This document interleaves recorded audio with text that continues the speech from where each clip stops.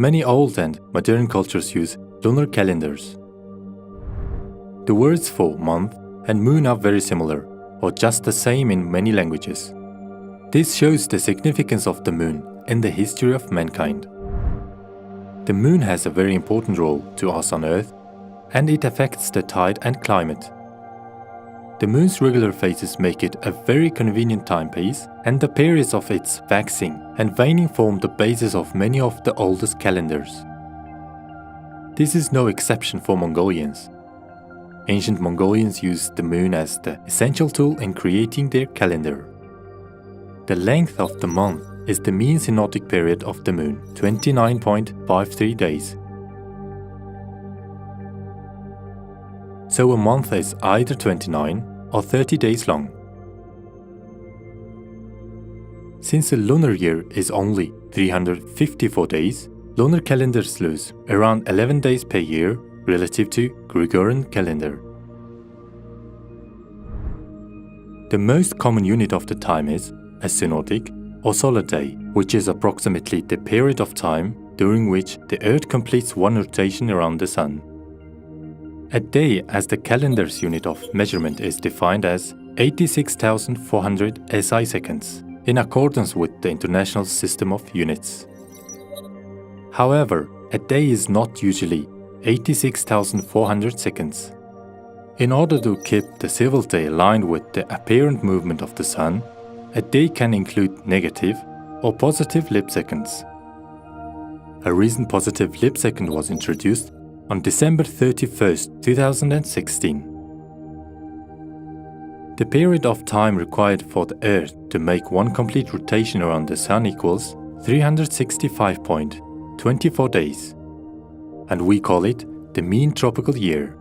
Although a common year has 365 days in today's Gregorian calendar, we add a leap day nearly every 4 years to stay in sync with the tropical year. Leap years are calculated as follows. Every year that is exactly divisible by 4 is a leap year, except for years that are exactly divided by 100.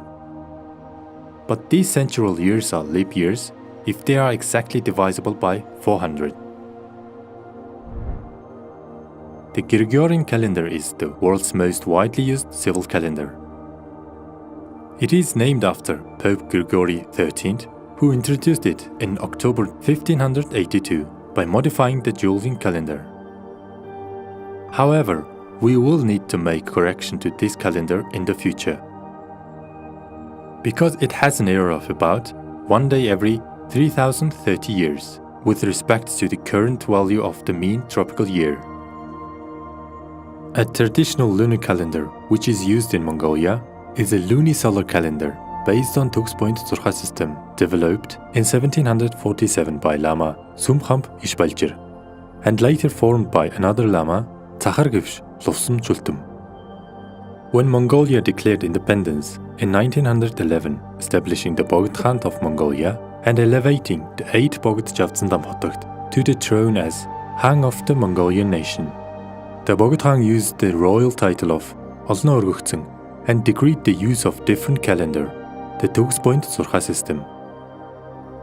According to some sources, it was a calendar based on the traditional Mongolian calendar used since the 11th century.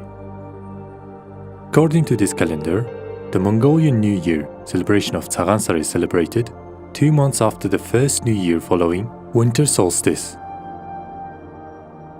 According to lunisolar calendars used in other Asian countries, like China, the first day of spring falls between January 20th and February 20th each year.